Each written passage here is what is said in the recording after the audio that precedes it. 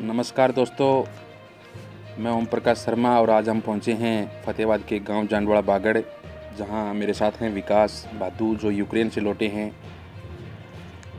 तो हम इनसे रूबरू होंगे, इनसे पूछेंगे कि इन्होंने कैसी परेशानियों का सामना किया है वहाँ पे, क्योंकि जो रूस और यूक्रेन के बीच युद्ध चल रहा है काफ़ी दिनों से, आप सभी दोस्त देख पा रहे हैं। वहाँ पे ऐसे हमारे 20,000 ऐसे स्टूडेंट हैं जो लगातार मुश्किलों का सामना कर रहे हैं, लेकिन हमारी जो सरकार है कोशिश ज़रूर कर रही है वहाँ से उनको लेके आने के लिए। तो मेरे साथ विकास हैं, उनसे बात करेंगे, उनसे जानेंगे कि वहाँ पे इनका जो वहाँ ये रह रहे थे तो कैसी मुश्किलें इनको आई जब ये अपने अब घर पहुँच चुके हैं। हाँ जी विकास। जी हाँ जी, मैं पहले आप ये बताएं कि आप किस लिए यूक्रेन गए थे। हाँ जी, यूक्रेन में अपनी एमबीबीएस की स्टडी के लिए गया था और लगभग मुझे सेकंड साल मेरा कंप्लीट होने वाला था, पर तो बीच में कौन ही से शहर में आप वहाँ रह रहे हैं क्या? वहाँ पे जी मैं लवीव शहर में रह रहा था और यूक्रेन के वेस्टर्न पार्ट में वो पड़ता है। वहाँ पे वैसे तो इतनी वॉर के मतलब वो आसार थे नहीं वहाँ, मतलब सही था, सेफ था मैं वहाँ पे, पर फिर भी एक डर तो जैसे आपको पता ही है बिल्कुल, रहता ही होता है है। कि कब क्या हो जाए, कुछ पता नहीं लगता, तो डर तो एक था। फिर वहाँ से हम देखो तो आपको जो इधर से आपको कब पता चला, कब ऐसे नोटिस जारी हुए वहाँ पे कि जो रूस और यूक्रेन के बीच युद्ध होने वाला है, इंडियन एम्बेसी की ओर से कब आपको नोटिस मिला? जी, इंडियन एम्बेसी ने 15 फरवरी को नोटिस जारी किया था। उस टाइम पे उन्होंने कहा था कि आप टेम्परेरी यूक्रेन को लीव कर दीजिए और मतलब अपने ही सोर्सेज से आप अपनी फ़्लाइट करवा के वहाँ से निकल जाइए। पर उस टाइम पे मतलब इतना पॉसिबल था नहीं। अगर आसपास की टिकटें हम देखें तो वो लाख लाख 1.5 लाख की हो रही थी उस टाइम पे। तो फिर भी हमने अपनी फ़्लाइटें करवाई, 4 तारीख की मैंने करवाई थी, 4 मार्च की। तो वो जी मुझे 40-45 की उस टाइम पे पड़ी, वो ठीक पड़ी थी, पर फिर भी मतलब बार बार वो कैंसिल की जा हाँ, रही थी, हमने कैंसिल ये हो भी रही सुना है कि थी, कैंसिल हो बार रही थी बार। फ़्लाइटें बहुत, पर फिर भी हमने करवा तो ली थी।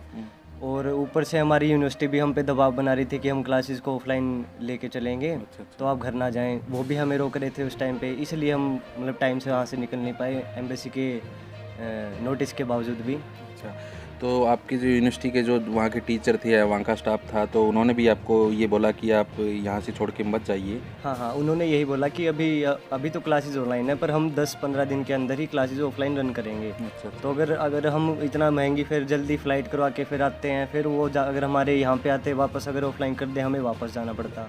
तो मतलब यूक्रेन में हमारी स्टडीज़ का क्राइटेरिया ये है कि हम क्लासेस मिस नहीं कर सकते। हर एक क्लास हमारी इंपॉर्टेंट है, हर एक क्लास हमें लेनी पड़ती है, हर एक क्लास में हमें जवाब देने तो वहाँ पड़ते पे हैं। आपके और भी साथी हैं, मतलब कैसी तकलीफ़ें वहाँ आपको झेलनी पड़ी उस टाइम पीरियड में? कैसे आप यहाँ इंडिया पहुँचे, उसके बारे में थोड़ा हाँ जी, बताएँ? तकलीफ़ें तो देखो जी, मेन तो 24 तारीख को स्टार्ट हुई थी जब अटैक हो चुका था। कुछ मेरे काफ़ी दोस्त तो कीव में भी फँसे रह गए थे, कुछ मेरे दोस्त मतलब रास्ते में फँस गए थे। पर जैसे तैसे वो वापस आए लवीव। लवीव से फिर हमने एक कैब करी, वहाँ से हम निकले पोलैंड बॉर्डर को 25 तारीख को। पोलैंड बॉर्डर निकले हम, पर जैसा कि पता ही है मतलब लगभग लोग माइग्रेट कर रहे थे पोलैंड की साइड, जो यूक्रेनियन लोकल लोग थे बचने के लिए। मेनली तो महिलाएं और बच्चे ज़्यादा थे, वो गाड़ियाँ ले लेके वहीं निकल रहे थे। पर मतलब उस वजह से मतलब वहाँ पे लंबा जाम भी लग गया था, तो हमें कैब ड्राइवर ने लगभग 26 से 27 किलोमीटर पहले उतार दिया। अच्छा। फिर वहाँ से हम 4-5 लोग थे साथ में, तो हमने चारों पांचों ने पैदल ही अपना रास्ता कवर किया। हम 26 किलोमीटर पैदल चले वहाँ से, पोलैंड बॉर्डर पहुँचे। अच्छा। और वहाँ पे जाके फिर हमने देखा कि वहाँ कोई भी मतलब व्यवस्था नहीं थी। हम पोलैंड बॉर्डर पे लगभग 1.5 दिन रुके थे। तो आपको पोलैंड बॉर्डर पे किन परेशानियों का सामना करना पड़ा? ऐसी कौन-सी हाँ जी, हाँ व्यवस्थाएँ जी। थी जो आपको वहाँ नहीं मिल पाई? हाँ जी सर, वहाँ पे सर देखो, कोई व्यवस्था ऐसी कुछ खास ना तो इंडिया गवर्नमेंट ने कर रखी थी, ना कोई वहाँ पे यूक्रेनियन गवर्नमेंट ने कुछ दे रखा था। वहाँ पे बस ये था कि खड़े रहो, तुम्हारी बसेज आएंगी, तुम्हें लेके जाएंगी। हमने 1.5 दिन तक वहाँ पे वेट किया, पूरी रात हम वहाँ पे खड़े रहे, -7 -5 का टेम्परेचर वहाँ पे, पर कोई कुछ नहीं हुआ। फिर हमने डिसाइड किया, हाँ, और बीच में क्या हुआ मतलब नाइजीरियंस जो बच्चे थे उन्होंने हंगामा भी किया, वो भागे, उस वजह से मतलब वहाँ पे हवाई फायरिंग वगैरह भी हुई, बच्चों को भी मारा। इसी वजह से मारा था कि वो भाग रहे थे। हम तो साइड में अपना खड़े हो गए थे, हमें कोई कष्ट नहीं झेलना पड़ा इतना, पर कष्ट हमें यही झेलना पड़ा कि हमें ठंड में खड़ा रहना पड़ा, भूखे प्यासे। कोई वहाँ पे खाने-पीने अरेंजमेंट्स का नहीं कोई थी। वहाँ पे कुछ नहीं नहीं था? नहीं नहीं जी। तो फिर हमने डिसाइड किया वहाँ से निकलते हैं, तो हम फिर लगभग सुबह के 4-5 बजे 26 तारीख को वहाँ से निकले और लगभग 10 किलोमीटर पैदल चल के वहाँ पे एक शेल्टर था पास ही में, फिर वहाँ पे पहुँचे हम, वहाँ से हमने फिर कैब करवाई, कैब करवा के फिर हम वापस लवी पहुँचे हमारे शहर। फिर वहाँ पे पहुँचने के बाद मतलब जितने हमारे हॉस्टल में बच्चे थे, हम सब ने डिसाइड किया कि मतलब बस करवाते हैं कि रोमानिया चलते हैं।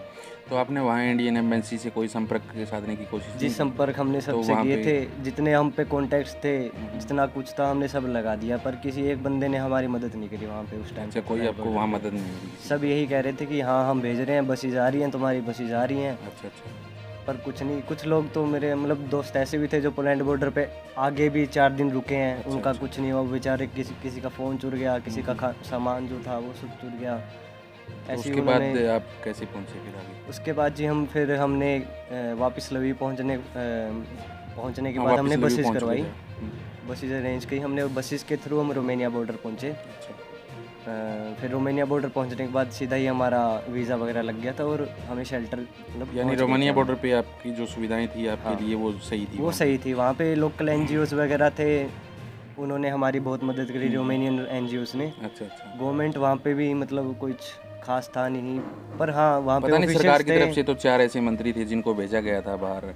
तो जैसे रोमानिया बॉर्डर की आप बात कर रहे हो तो वहाँ पे ज्योतिराव सिंधिया पहुँचे हुए थे, उनकी तरफ से कोई वहाँ पे व्यवस्थाएं की गई थी? नहीं जी, उस टाइम पे तो कुछ नहीं था, मतलब अच्छा। जब हम पहुंचे वहाँ पे लगभग वो लोकल एनजीओज ही थे, वही हमें सामान प्रोवाइड करे थे, उन्होंने हमें कंबल वगैरह दिए, खाना वगैरह दिया, उन्होंने हमारी काफ़ी हेल्प करी।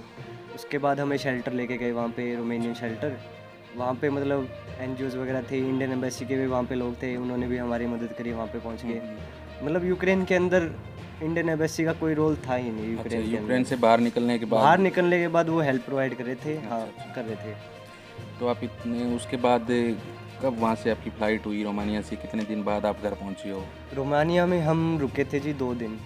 2 दिन रुकने के बाद हमारा नंबर लग गया था। हम लगभग 700 से 750 वहाँ बच्चे रुक रहे थे एक शेल्टर में। हमें बढ़िया फैसिलिटीज़ प्रोवाइड कर रखी थी, रहने के लिए गद्दा, ओढ़ने के लिए कंबल वगैरह, खाने पीने का भी सामान व्यवस्था सब सही थी। फिर वहाँ से हम लगभग 2 दिन रुके थे हम रात भर, और अगले दिन फिर उससे अगले दिन हमारी फ़्लाइट हो गई थी। अच्छा पास में ही 30 किलोमीटर दूर हमारा स्लोवेकिया एक जगह थी, वहाँ पे एयरपोर्ट था। मैं वहाँ तक बसों से लेके गई, अच्छा। और वहाँ से हमारी फिर इंडिगो एयरलाइंस की फ़्लाइट थी, फिर वहाँ से हमें दिल्ली के लिए रवाना कर दिया था। ठीक है। तो उसके बाद आप पहली बार जब घर आए, यूक्रेन से पहुँचे, काफ़ी भावुक पल रहे होंगे, उसके बारे में भी थोड़ा बताएं। हाँ जी, भावुक पल तो देखो, अब ऐसी सिचुएशन से निकले थे और घर वालों से मिलना जायज़ सी बात है जी, भावुक तो मन तो होना घर वालों बनता के ही फ़ोन है। भी जाते होंगे आपके पास उस टाइम पीरियड में जब आप वहाँ यूक्रेन में थे, फंसे हुए थे? हाँ जी, हाँ जी। तो उस टाइम कैसे बातें होती थी? बातें तो जी देखो, उस टाइम पे तो स्ट्रॉन्ग रहना ही ज़्यादा बनता है कि अपने आप को स्ट्रॉन्ग दिखाएं, ताकि घर वाले भी मतलब स्ट्रांग रहे? स्ट्रॉन्ग रहें। इस कंडीशन में तो यही था कि मैं खुद को ये बता रहा था कि जी कोई दिक्कत नहीं है, आ रहा हूँ, रास्ते में हूँ, कोई दिक्कत नहीं है, ऐसे ही मतलब स्ट्रॉन्ग भाई। तो आप 2 साल यूक्रेन में रहे हैं, वहाँ की कैसी व्यवस्थाएं थी, क्या सिस्टम था वहाँ का? ऐसी जो नौबत आन पड़ी है कि वर्ल्ड वार की तरफ बढ़ रहा है युद्ध, तो ऐसा वहाँ पे क्या था, कैसा शहर था, कैसा अनुभव रहा आपका यूक्रेन का, उसके बारे में थोड़ा? जी मेरे हिसाब से यूक्रेन जैसी जगह ही शायद कोई होगी, इतना प्यारा देश था जी, लोग भी बहुत अच्छे थे, हेल्पिंग नेचर के, और मतलब अगर रात में घूमो तो बहुत बहुत प्यारा शहर था। तो विकास, आप ये बताएं कि आप इस दौर में फंसे हुए थे वहाँ पे, वहाँ के जो लोकल्स लोग हैं, आपने टैक्सी भी किया है, आप वैसे भी खाने पीने की जो भी आपने वस्तुएं ली हैं, उन पे क्या पहले की तरह नॉर्मल आपसे पैसा वसूला गया या कोई एक्स्ट्रा चार्जेज आपसे लिए गए? जी टैक्सी का तो मतलब ऐसा था कि जो हमारे कीव में कुछ दोस्त फंसे थे, तो वहीं से हमने एक टैक्सी करी थी, वही वो मेरा मतलब एक दोस्त था, उसका कोई जानकार था, वो कीव में रहता था, उसकी फैमिली भी कीव में थी। वो मतलब लगभग $750 में माना कि मैं तुझे लवीव छोड़ दूंगा। अच्छा। जो कीव में बंदा फंसा था उसको। अच्छा।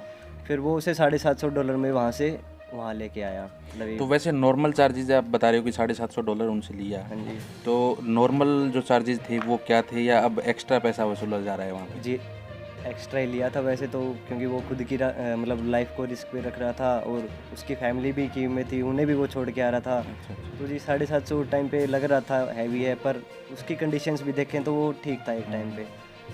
पर हाँ पैसे तो ज़्यादा लिए, वो तो चलो कोई ना, जायज़ सी बात है, लिए पर सेफली हमें तो पहुँचाया अब कुछ उसने। खबरें ऐसी भी आ रही हैं कि वहाँ पे जो आप बता रहे हो पोलैंड बॉर्डर पे या रोमानिया बॉर्डर पे लोगों से बदसलूकी भी हुई है उनके साथ, जो हमारी लड़कियां हैं वहाँ पे पढ़ने के लिए गई थी, उनके साथ बदसलूकी हुई, बदसलूकी ऐसा हुई। आपको वहाँ कुछ देखने को मिला? जी, ऐसा मैंने ऑन द व्यू तो कुछ नहीं देखा, पर हाँ, मेरे कुछ दोस्त थे, उन्होंने कहा कि एक लड़की को उन्हें मतलब उठाते हुए देखा कैब में, कि 4 बंदे थे, वो एक इंडियन लड़की को उठा के लेके गए थे।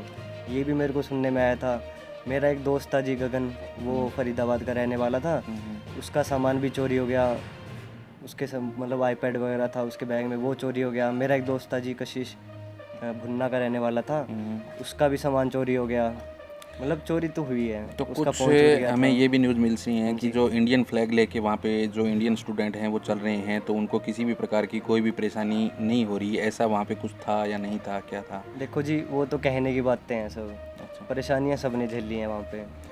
की में जो मेरे दोस्त थे काफ़ी, उन्होंने बताया कि उनको मतलब ट्रेनों से कैसे धक्के मार मार के बाहर निकाला नहीं, था। लोग ये कह रहे हैं कि जब हम इंडियन फ्लैग लेके वहाँ पे हाँ चले जी, हैं तो हमें किसी भी प्रकार की कोई परेशानी नहीं हुई है। हमें बॉर्डर पार करने के टाइम हाँ जी। या कैब में या ट्रेन में, जैसे भी हमें मतलब सब जगह एक अलग दृष्टि से देखा गया है कि भारत के स्टूडेंट हैं, इनको किसी भी प्रकार से परेशानी ना हो, ऐसा वहाँ पे कुछ था क्या? मतलब था, कुछ निकले हैं बच्चे, पर कईयों को मतलब दिक्कतें भी हुई है सर। मतलब कि कीव में फंसे थे जो लोग, उन्हें ज़्यादा दिक्कतें हुई हैं। फ्लैग भी हाँ उन्होंने लगा रखे थे, पर उन्हें मतलब ट्रेन में नहीं चढ़ने दिया था लोगों ने वहाँ के, क्योंकि वो लोकल को प्रेफर कर रहे थे। पहले यूक्रेनियंस को निकाल रहे थे, इंडियन को प्रायोरिटी कैसे दे देंगे वो। पहले वो उनको प्रायोरिटी दे रहे थे, उनको निकाल रहे थे। पर जैसे तैसे चलो, अभी मेरे जितने जानकार थे वो सब तो निकल गए हैं। तो आपके कोई दोस्त वहाँ पे अभी भी फंसे हुए हों, उनसे आपकी कोई बातचीत हुई है? अभी के जो हालात हैं वो कैसे हैं? हाँ जी सर, अभी करंटली ही मेरी एक दोस्त से बात हुई है, रजत वर्मा, वो फतेहाबाद के ही रहने वाले हैं। वो अभी सुन्नी स्टेट यूनिवर्सिटी में फंसे हुए हैं। और मेरा एक और फ्रेंड है अभी चौधरी, वो मेरे साथ था पहले, वो अभी वहाँ खारकी में फंसा हुआ है। ये 2 जानकार मेरे अभी फंसे हुए हैं वहाँ। मैं विकास, मैं आपसे एक बात और पूछना चाहता हूँ कि जहाँ यूक्रेन में आप रह रहे थे वहाँ इंडियंस लोग भी काफ़ी रहते हैं, बिजनेस करते हैं, तो हाँ जी, हाँ वो जी। लोग क्या मतलब आपको सपोर्ट कर रहे थे वहाँ पे रह के? आपके लिए क्या उन्होंने किया? हाँ जी सर, वहाँ पे सर वैसे तो काफ़ी मतलब जो कंसल्टेंसी वगैरह वाले हैं जो बच्चों को लेके जाते हैं, उन्होंने भी हमारी काफ़ी मदद करी। उन्हीं के थ्रू हम निकले थे। और बाकी जो इंडियंस हैं जिन्होंने मेस वगैरह खोल रखी है, वो फ्री फूड प्रोवाइड कर रहे थे इंडियंस के लिए और लोकल्स के लिए भी। और लगभग मतलब जो हमें मदद मिली वो हमारी मतलब कंसल्टेंसी वालों से मिली। मसरूर उनका नाम था जी, उन्होंने हमारी बसें वगैरह अरेंज करवाई थी, उन्होंने हमें यहाँ पे भेजा। उनकी ही बदौलत हम वहाँ से निकले थे लवीव से।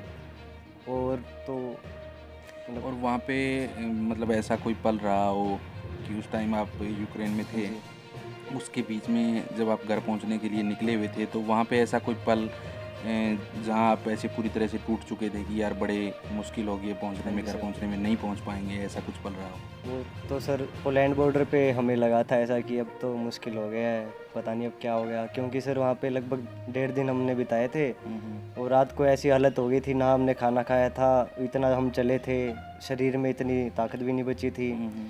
उस टाइम पे कुछ ऐसा लगा था कि यार कहाँ फंस गए, क्या कर रहे हैं, कहाँ तो खड़े जो हैं। इंडियन स्टूडेंट थे, जो पाकिस्तान के स्टूडेंट भी वहाँ पे थे, अदर कंट्रीज़ के बहुत सारे ऐसे स्टूडेंट जो वहाँ पे एमबीबीएस की पढ़ाई करने के लिए गए हुए थे, तो आपको उनमें आप में ऐसा कोई फ़र्क महसूस हुआ हो कि कुछ हाँ जी लगा हो? सर, कहीं ना कहीं इंडियंस को प्रायोरिटी दे रहे थे लोग वहाँ के, अच्छा, अच्छा। क्योंकि इंडियन जैसा आपको पता ही है कि मतलब क्या रिलेशंस है उसके, तो कहीं ना कहीं उसको प्रायोरिटी मिल रही थी। बाकायदा पाकिस्तान वगैरह, ये जो है नाइजीरिया वगैरह, हमें मिली तो थी प्रायोरिटी। पर वही बात है मतलब कुछ कुछ जगहों पे। तो अब आप अपने वतन पहुंच चुके हैं, अपने घर पहुंच चुके हैं, परिवार वालों के साथ हैं, वहाँ जी पे सर। जो आपके दोस्त फंसे हैं या आप जिस देश में 2 साल बिता के आए हैं, उन लोगों के लिए आपका क्या संदेश है? जी, मैं अब यही कहना चाहूँगा कि यूक्रेन के लिए प्रे करें कि वहाँ पे अगर कंडीशन सारी ठीक हो जाएँ, जल्द से जल्द वहाँ के मतलब लोग हैं वो सुरक्षित रहें। अभी तो यही प्रे करूँगा, और जो मेरे साथी फंस रखे हैं वो जल्द से जल्द निकलें, इंडियन गवर्नमेंट उन्हें निकालने के लिए कुछ स्टेप्स उठाएँ, कदम उठाएँ। बस सर यही है मेरा बहुत बहुत मैसेज। धन्यवाद। ये हमारे विकास बादू हमारे साथ थे, जो यूक्रेन में एमबीबीएस की पढ़ाई करने के लिए वहाँ पे गए थे। 2 साल का वक्त इन्होंने वहाँ पे बिताया है और बड़ी ही मुश्किलों को झेलते हुए ये वो अपने वतन वापस लौटे हैं। तो ऐसे बहुत सारे स्टूडेंट जो अब भी यूक्रेन में फंसे हैं, उनका यही संदेश है कि जो वहाँ पे लोग फंसे हैं उनके लिए प्रार्थना करें कि वो जल्द से जल्द अपने वतन लौटें, अपने घर वालों के साथ लौटें। बहुत बहुत धन्यवाद सभी दर्शकों का।